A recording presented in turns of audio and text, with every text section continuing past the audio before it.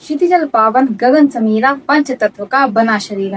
सनातन धर्म के अनुसार हमारा जो शरीर है वो 5 तत्वों से मिलकर बना है। पृथ्वी, जल, आकाश, धरती, अग्नि। आपने गौर किया होगा कि पहले के जमाने में लोग जो थे वो हाथ से खाना खाया करते थे।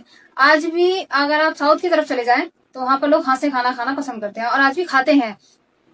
लेकिन आज के दौर में तेजी से बदलते कल्चर और लाइफस्टाइल के बीच खाना खाने के तरीकों को भी बदल कर रख दिया। खासतौर पर हम जो हाथ से खाना खाते थे वो उसमें भी बदलाव आ चुका है। अब हम चम्मच से खाना खाते हैं, फॉक्स यूज करते हैं, चॉपस्टिक्स यूज करते हैं। लेकिन हमारे जो खाने खाने का तरीका था वो हाथ से खाना खाने का तरीका था। बेसिकली ये क्यों था उस पर भी बात करते हैं। ये अभ्यास जो है आयुर्वेदिक शिक्षा से उत्पन्न हुआ था। हमारे हाथ जो है वो पंचभूतों के वाहक हैं।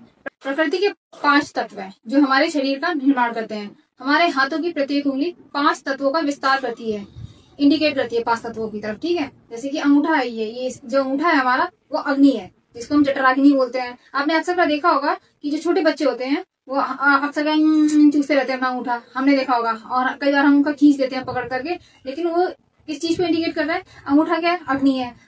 और जब वो उसको चूसेगा तो कहते हैं ना कि फ्रिक्शन होता है, तो हीट जो है वो प्रोड्यूस होती है।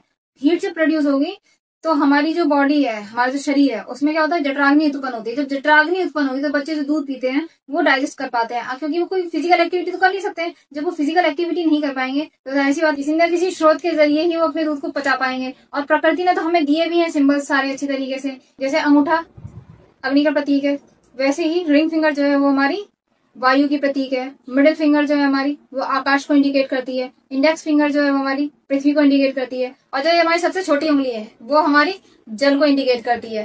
जब उंगलियों के शरीर इकट्ठे होते हैं हमारी तो एनर्जी जनरेट करते हैं, जिससे क्या होता है? हीट प्रोड्यूस होगी। और जो हीट प्रोड्यूस होती है उसको ही हम जठराग्नि बोलते हैं। और जब जठराग्नि जब प्रोड्यूस होती है, आती है, जब शरीर में जठराग्नि उत्पन्न होती है हमारे, तब क्या होता है? डाइजेस्टिव जूस, जिसको कहते हैं पाचन रस जो होता है, वो रेज करता है बॉडी में। जब वो बॉडी में वो रेज करेगा तो हमारा जो खाया हुआ खाना है उसे डाइजेस्ट करने में हेल्प होती है। अब जैसे कहते हैं हाथ से खाना खाने के एडवांटेज जो थे वो मैंने आपको बता दिया। अब डिसएडवांटेजेस की तरफ चलते हैं कि हाथ से खाना खाने का डिसएडवांटेज क्या होता है।